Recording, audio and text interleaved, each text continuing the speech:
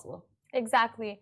And we move on to our next story. Dubai is inspecting residents for singles and multiple families. Now, Dubai municipality is going door to door, inspecting and completing 19,837 field visits this year, searching for building violators.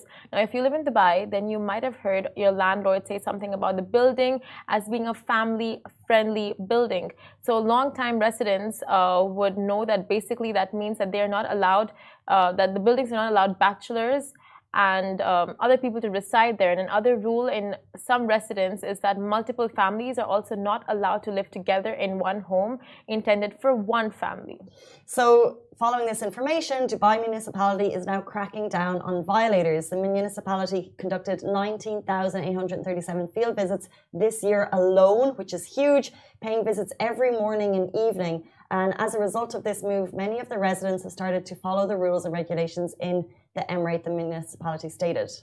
Exactly. So the Dubai municipality urges all residents to adhere to the rules and regulations regarding the presence of singles or multiple families in accommodations. And residents must report all violations to 800 900. These inspections are being carried out in overcrowded apartments, buildings, and villas.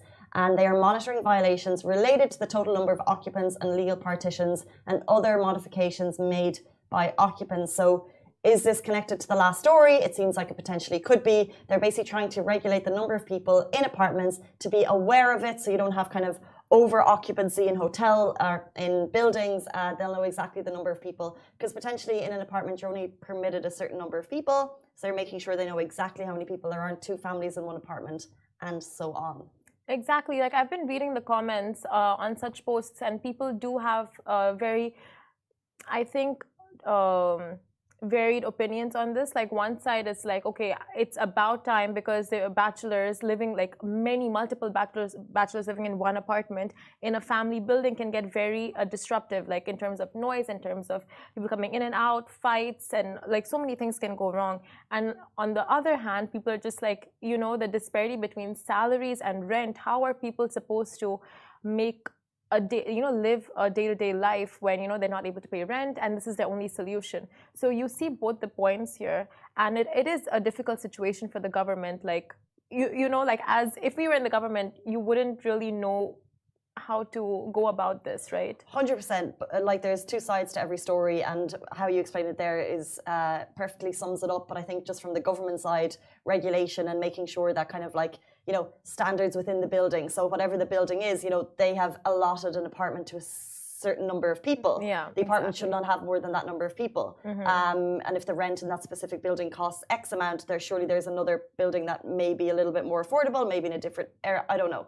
But from the government side, they need to make sure that it's regulated in terms of number of people is as to what is allowed in that apartment. Yeah, I mean, people have turned this into a money-making business, you know, like getting people to stay in one apartment, giving out bed spaces, all of that, because the rent might be like, let's say 60,000 a year, and then you charge each tenant maybe, you know, like 2,000 per month. Well, we saw that video of now this is separate because it's a delivery driver who works for the company, so separate, but 14 people. Yeah. Rent is 3K. Divided by 14-ish, 300 a month. But that would be the type of deal that would be made if you have a certain number of people, you divide it by this, and then they're paying 300 or 400 versus 3K.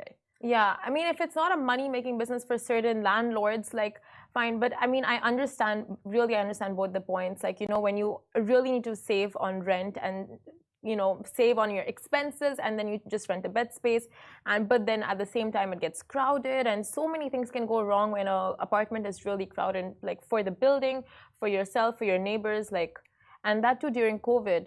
You know, all of these, like, this is what people were worried about, like all of these bed sharing spaces, and that's, you know, like that's how it caused fast spread of the disease as well. So, speaking of COVID, there's a special live COVID-19 media